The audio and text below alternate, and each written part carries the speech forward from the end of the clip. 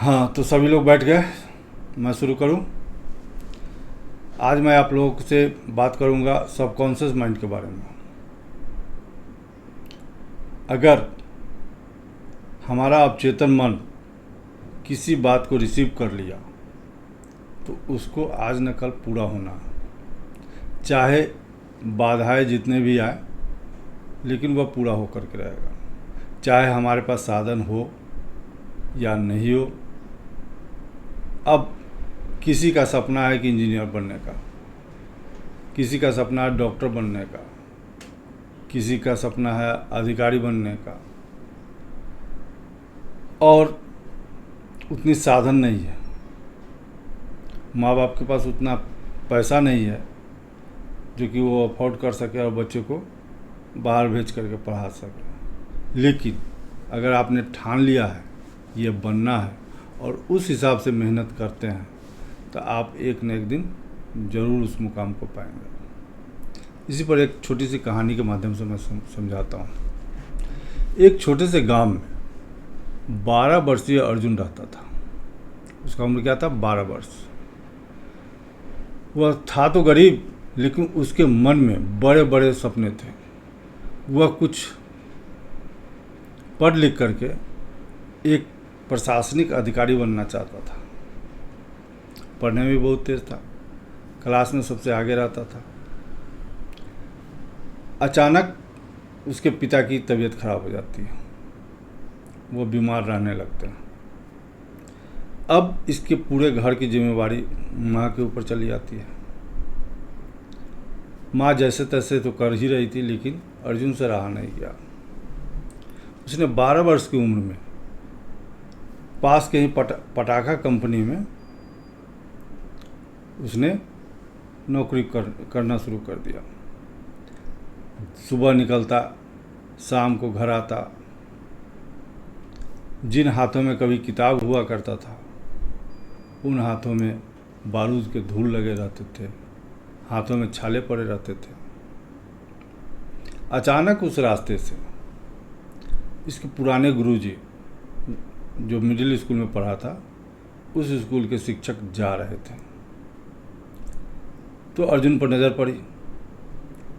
अर्जुन से रुक करके उन्होंने पूछा कि तुमने पढ़ाई क्यों छोड़ दी? तुम तो क्लास में सबसे आगे रहते थे। तो अर्जुन बोला कि गुरुजी, किताबों से पेट नहीं भरता, हमारे ऊपर घर की जिम्मेवारी है। पिताजी बीमार हैं, उनके दवाई का खर्च, घर चलाना, ये सब करने के लिए हमें काम पर जाना पड़ता है, इसीलिए मैं काम करने जाता हूँ। गुरुजी उसकी बात सुन करके हार नहीं मानी। उन्होंने कुछ गांव के लोगों से, कुछ समाज सेवी से उन्होंने संपर्क किया। पहले तो लोगों ने मना किया कि एक बच्चे से क्या होगा, लेकिन गुरुजी जानते थे कि अर्जुन क्या कर सकता है। फिर सभी को तैयार कराया और अर्जुन के पढ़ाई का व्यवस्था, उसके घर के खर्च का व्यवस्था सब गुरुजी ने किया। और वर्षों के मेहनत के बाद वह समय आ गया कि अर्जुन ने कठिन परिश्रम पास करके एक दिन वह प्रशासनिक अधिकारी बन गया। जो ही ज्वाइन किया, सबसे पहले उसने बाल मजदूरी बंद कराने का प्रयास किया।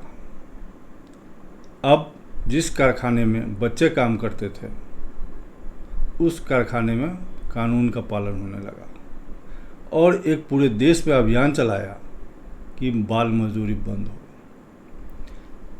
एक रोज वह एक समारोह में बोल रहा था कि जिस देश में बड़ी बड़ी इमारत हो और बच्चे पढ़े लिखे ना हो, तो वो उस देश की तरक्की अधूरी मानी जाती है।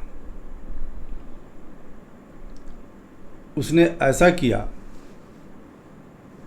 कि अब सैकड़ों बच्चे स्कूल में पढ़ने लगे, बहुतों को छात्रवृत्ति दिलवाया, बहुतों को किताब कॉपी मुहैया कराया।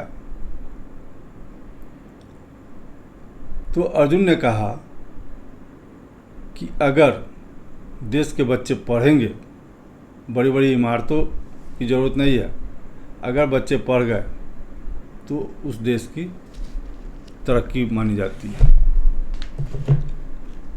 यह बात सुन करके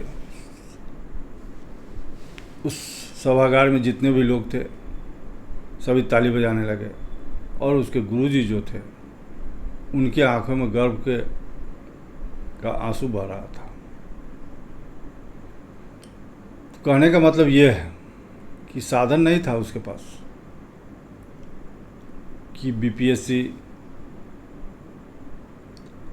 एसएससी तैयार करने का, उसके पास कोई साधन नहीं था, लेकिन उसने सोच रखा था, उसका अवचेतन मन उस बात को रिसीव कर लिया था, इसलिए वह एक प्रशासनिक अधिकारी बना और पूरे गांव और पूरे इलाके का तकदीर बदल दिया। कहानी छोटी सी थी, अगर अच्छी लगी हो तो लाइक और सब्सक्राइब कीजिएगा। कहते हैं ना, करो कुछ ऐसा कि दुनिया करना चाहे तुम्हारे जैसा। नमस्कार।